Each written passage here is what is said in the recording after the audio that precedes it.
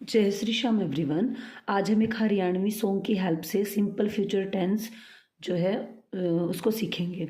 तो कई जो ये सोच रहे होंगे कि ये गाने से क्यों सिखा रही हैं मैम, तो मैं आपको बता दूं। देखो, music is a food for mind. और अगर मतलब आपको रिफ़्रेश होना है तो आप या तो मतलब कोई गेम खेल सकते हैं या आप सॉन्ग सुनते हैं।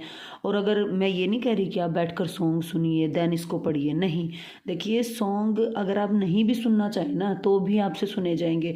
अब ये डीजेज़ वगैरह हैं भाई, कहीं आप किसी न किसी पार्टी शादी कहीं तो जाते होंगे, कानों में पड़ ही जाते हैं। मैंने भी कभी अपनी लाइफ में बैठ के कोई गाने ऐसे सुने नहीं है कि मैं बैठ के पहले गाने सुनूंगी उसके बाद मैं वीडियो बनाऊंगी, नहीं। ठीक है, ये सुने हुए होते हैं पहले से ही, कहीं ना कहीं से ये पॉपुलर सॉन्ग्स होते हैं जो कि हमारे कान में कहीं ना कहीं से पड़ ही जाते हैं। ठीक है, सो प्लीज़ ये मत सोचना कि मैं ये चाह रही हूँ कि बच्चे पहले सॉन्ग सुने उसके बाद में टेंस सीखें। No, I am just relating कि आपकी जो लास्ट नॉलेज है उससे आगे की नॉलेज को कैसे कनेक्ट किया जाए। आज की अल्फ़ा जनरेशन है जो किसी की सुनने के लिए तैयार ही नहीं है। ठीक है, लेकिन हम उनकी सुनेंगे। ठीक है, वो जो सुनना चाह रहे हैं उनका जो टेस्ट है हम उसके अकॉर्डिंग उनको पढ़ाएंगे। तो that's why I have started that series and I will do that one continue till I will get the examples over here. Already I have discussed all the points when I have taught you tenses. Okay, now I'm doing that thing over here. So let's start it now. Simple future tense, action that will happen in the future. ऐसा काम जो कि क्या होगा, in future होगा। उसके लिए हम क्या यूज़ करेंगे, सिंपल फ्यूचर टेंस का यूज़ करेंगे। जैसे आपका कोई प्लान है, इंटेंशंस है आपकी कोई, या फिर डिसीजन आपने ले रखा है अबाउट फ्यूचर, तो वहाँ पर आप सिंपल फ्यूचर टेंस का यूज़ करेंगे। लिरिक्स ली है मैंने एक गाने की। एक गाना है काफ़ी पॉपुलर, 52 गज का दामन पैर मटक के चालूंगी। आगे क्या है इसको देखते हैं, है ना, क्योंकि मेरे को भी पूरा याद नहीं है भाई।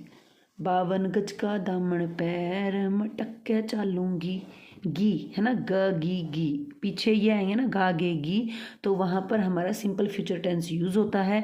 इसके स्ट्रक्चर में क्या लगेगा, पहले सब्जेक्ट, जो वो काम करेगा वो सब्जेक्ट होगा। डूअर को सब्जेक्ट बोलते हैं, करने वाले को।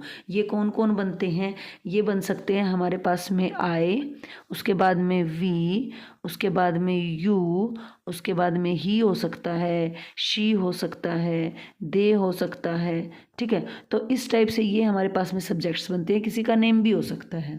ठीक है, उसके बाद में विल शैल लगेगा। देन यहाँ पे verb base form, base form का मतलब होता है वर्ब की फर्स्ट फॉर्म।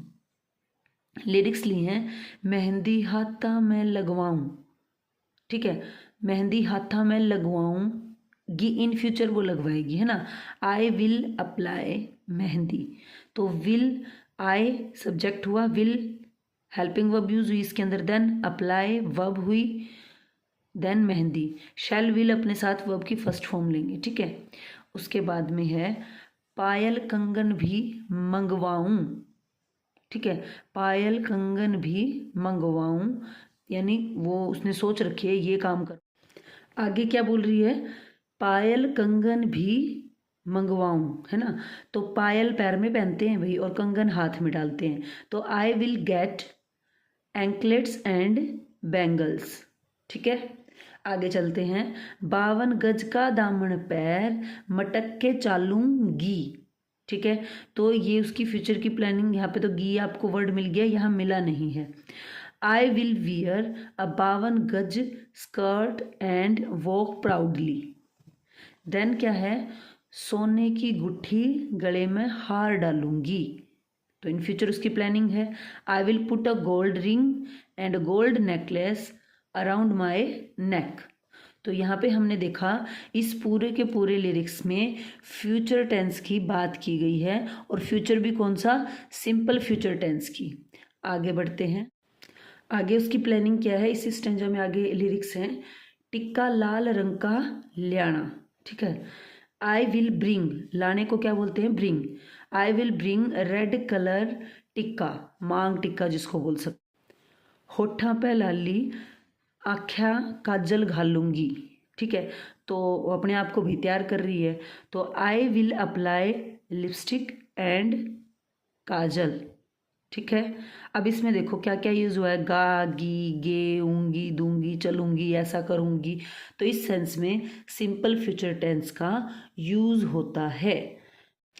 अब आपके दिमाग में क्वेश्चन आना चाहिए, आए और वी के साथ में हमेशा क्या लगता है? शैल लगता है, ठीक है, और अदर के साथ विल लगता है। आज की मॉडर्न इंग्लिश में आए और वी के साथ भी विल ही लगता है, ठीक है। और बुकिश अगर नॉलेज, अगर आपने इसे बुकिश तरीके से बनाना है तो आप इसको हर जगह जहाँ मैंने विल अप्लाई किया है ना, आप वहाँ पे शैल भी लिख देंगे तो भी वो गलत नहीं है। रिटन में आप इसको ऐसे लिख सकते हैं, और ऑल और स्पोकन में आप विल यूज़ कर सकते हैं। और शैल का यूज़ जो होता है वो ज़्यादातर शैल जो है सजेशन और ऑफर में यूज़ होता है। जैसे आप किसी की हेल्प करना चाह रहे हो उस सेंस में, shall I help you, shall we start the class. Then polite permission आपने किसी से लेनी है, shall I open the door. तो इस सेंस में सजेशन ऑफर करना है या आपने पोलाइट परमिशन जो है किसी से पूछनी है, तो उस सेंस में शैल का यूज़ इस तरीके से होता है। रिटन में आप शैल का यूज़ ऐसे कर सकते हैं, विल का यूज़ आप स्पोकन में करेंगे। आप दोनों ही तरीके से सेंटेंस को यूज़ कर सकते हैं, तो भी ये गलत नहीं है। आई होप सो आपका कन्फ्यूज़न दूर हो गया होगा। अगर ऐसा है तो प्लीज़ वीडियो को लाइक, शेयर एंड सब्सक्राइब।